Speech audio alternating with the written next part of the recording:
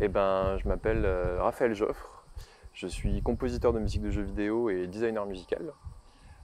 J'exerce dans deux milieux, d'un côté en tant que designer musical à Ubisoft Montpellier et de l'autre côté en tant que compositeur indépendant. Voilà, je partage mon temps entre ces deux activités. Pour parler un peu de mon parcours, moi j'ai commencé à faire de la musique assez jeune et j'ai su assez rapidement que je voulais travailler dans la musique. Sauf que j'ai grandi dans une petite ville. J'ai fait des cours dans une petite école de musique et du coup un peu la voie royale vers la composition et plus particulièrement la musique à l'image qui était ce qui me tenait à cœur, c'était difficilement accessible. En tout cas à l'époque je ne savais pas comment faire. Du coup je suis rentré dans une école de design sonore qui s'appelle ACFA Multimédia qui est à Montpellier. Et du coup dans cette école j'ai découvert le design sonore qui est le fait de placer, le fait de créer du son à l'image, de créer du son des logos sonores, de créer des bruitages. Et ça, du coup, j'ai découvert un peu, au final, un pan beaucoup plus large, si on peut dire, de la musique à l'image. Parce que moi, j'imaginais musique. Et pendant ces études-là, c'est comme ça que j'ai découvert le jeu vidéo. J'ai fait du coup 2 ans d'abord à l'école, puis une troisième année de spécialisation en son pour le jeu vidéo. Et du coup, c'est comme ça que je suis devenu avant tout sound designer.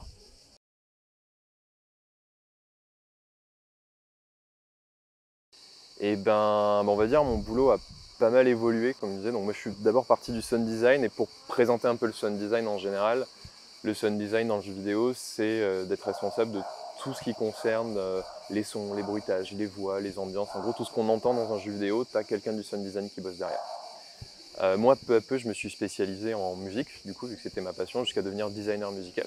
Donc pour parler déjà de ce premier pan de mon travail, il y a un peu trois parties, si on peut dire, dans le boulot. Une partie d'abord créative.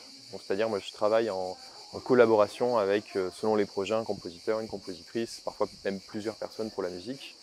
Et sur la partie créative, mon boulot, ça va être en gros, de les briefer sur ce qu'il faut faire. Donc, ça va être de discuter avec l'équipe du jeu, de dire, OK, la musique, il faudrait qu'elle sonne comme ça, venir poser des mots-clés, leur faire des documents d'intention, leur envoyer des références. C'est vraiment guider le travail des compositeurs et des compositrices sur le projet, suivre aussi leur travail, leur livraison. Donc en gros, c'est un peu voilà, un travail un peu de direction artistique et de suivi de projet, un petit peu. Après mon boulot, il y a aussi une partie design, c'est-à-dire je dois définir, donc on a cette musique, cette matière musicale, cette musique, comment est-ce qu'on la met dans le jeu? Comment est-ce qu'elle va fonctionner? À quel moment est-ce qu'elle se déclenche? C'est quoi les règles en fait qui vont régir la musique dans le jeu? Et la troisième partie, c'est une partie technique, c'est vraiment un peu mettre les mains dans le cambouis, si on peut dire, donc venir créer ce qu'on appelle les systèmes de musique interactive. Alors c'est pas de la programmation, mais ça s'y approche presque en fait.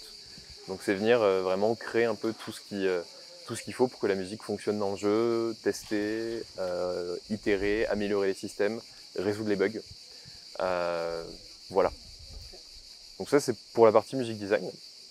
Et du coup quand je travaille sur la composition, bah là du coup je suis de l'autre côté de la barrière un petit peu, c'est-à-dire c'est à moi qu'on demande de la musique. Et là-dessus, là c'est un peu mon quotidien, c'est de la création, quoi. Donc je commence ma journée, je me dis ok aujourd'hui il faut que je travaille sur telle musique. Souvent je me fixe un petit peu des objectifs, par exemple ok il faudrait que j'ai fait 2 minutes de musique aujourd'hui ou que j'ai fini la musique pour cette cinématique pour un jeu vidéo. Et du coup en fait je vais créer la musique, composer, enregistrer des instruments, venir rajouter des couches une à une pour que la musique sonne bien, que la musique soit bien mixée aussi. Généralement, je travaille assez seul, donc du coup, vraiment, je finalise ma musique jusqu'au bout. Et puis après, il y a aussi, dans tout ça, vu que ce boulot-là, je l'exerce en tant qu'indépendant, du coup, il y a envoyer des factures, répondre à des mails, contacter des gens, passer des coups de fil. Et quand c'est sympa, aller boire des cafés avec des gens pour que ce soit un peu plus vivant, quoi.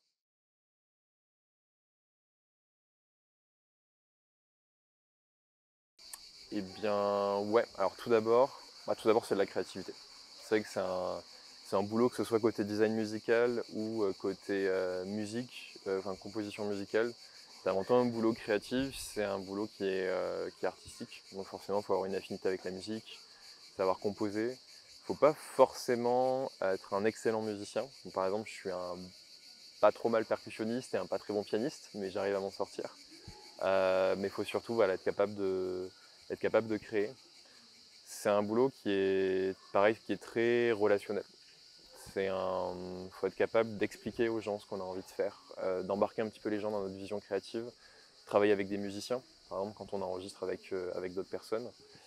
Et enfin, alors là c'est plus pour la partie design musical, c'est un boulot qui est assez technique aussi. Donc c'est vrai que là, dès qu'on parle de mettre les mains dans un moteur de jeu vidéo, c'est assez technique, on va dire qu'il faut un peu avoir le cerveau câblé pour ça. C'est pour ça qu'il y a des gens dans le jeu vidéo, ils vont se concentrer que sur le créatif, d'autres personnes qui vont se concentrer que sur la technique, et des personnes qui vont être un peu à cheval entre les deux. On va dire que ça dépend des affinités, ça peut dépendre des façons de réfléchir.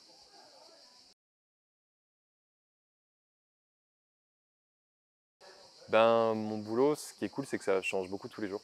C'est comme je te le disais, entre en plus la double casquette d'un côté compositeur, de l'autre côté designer musical, mes semaines ne se ressemblent pas du tout.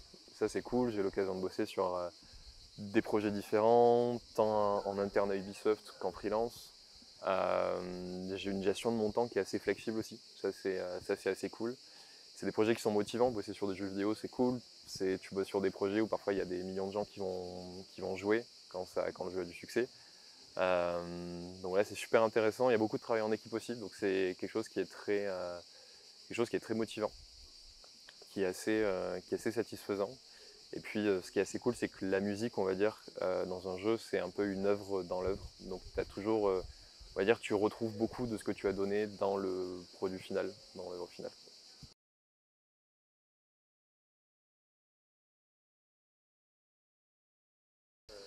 Ouais, c'est dur.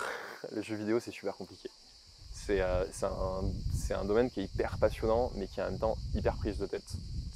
Vu que on va dire, c'est les nouvelles technologies, c'est quelque chose qui est très récent. Du coup, il y a beaucoup d'innovation qui vient sans cesse. Et il y a des fois, tu bosses toujours avec des outils qui sont un peu en train de se construire, qui bug, qui marchent pas très bien. C'est un peu comme si on venait d'inventer la perceuse il y a 10 ans et que tu es encore en train de bosser avec des prototypes pour construire un meuble. Donc on va dire que ça c'est un des désavantages, qu'il y a des fois tu peux avoir des journées compliquées où les outils avec lesquels tu bosses n'arrêtent pas de bugger et c'est assez frustrant. Puis aussi le jeu vidéo comme je disais, c'est des très longs projets. Parfois ça peut avoir des projets qui durent 5 ans, 8 ans, 10 ans parfois. Et quand tu es sur un projet qui est aussi long, il y a des fois c'est vraiment difficile de voir le bout, de comprendre où tu vas. Tu as un peu des moments où ça fait trop longtemps que tu as commencé. Euh, mais en même temps, pour que ça soit toujours facile, léger, être dans on va dire l'excitation des débuts d'un nouveau projet, mais il te reste beaucoup de temps avant de terminer. Et là, quand tu es dans ce milieu-là, il y a des fois, tu peux beaucoup douter, beaucoup te poser des questions. Est-ce que j'ai la bonne direction? Est-ce qu'on avance dans le bon sens? Est-ce qu'on va finir à temps? Donc voilà, c'est des aventures assez longues, assez éprouvantes parfois.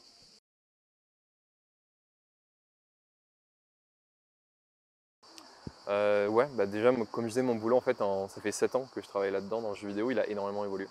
Après, j'ai été très bien entouré, j'ai eu la chance d'avoir un manager, un directeur qui était super, qui m'ont un peu accompagné à chaque fois dès que je disais, bah tiens, j'aimerais faire de la musique, j'aimerais arrêter le sound design, de faire ça. Chaque fois, ils m'ont permis d'avancer. Quand j'ai voulu passer à temps partiel, avoir une activité freelance à côté, ils m'ont soutenu là-dedans. Donc il y a beaucoup d'évolution, ouais. Et puis ce qui est cool, c'est que la musique, c'est un milieu très large. Donc moi, ça m'arrive, par exemple, là, depuis quelques mois, je développe un peu des nouveaux types de projets. Je fais de la musique, pas que de jeux vidéo, par exemple. Du coup, voilà, je sais que je peux m'essayer à pas mal de choses, un petit peu, et ça, c'est assez cool. Mais du coup, c'est vrai que c'est pas un milieu où tu vas avoir une carrière plafonnée, on va dire, où tu vas arriver à un moment, et puis ton boulot, c'est un peu toujours le même, tu continues à faire tout le temps les mêmes choses.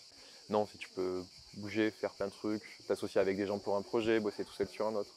Voilà, c'est très changeant, il n'y a pas vraiment de limite à ce que tu peux faire. Et les projets sont toujours de plus en plus gros, de plus en plus ambitieux.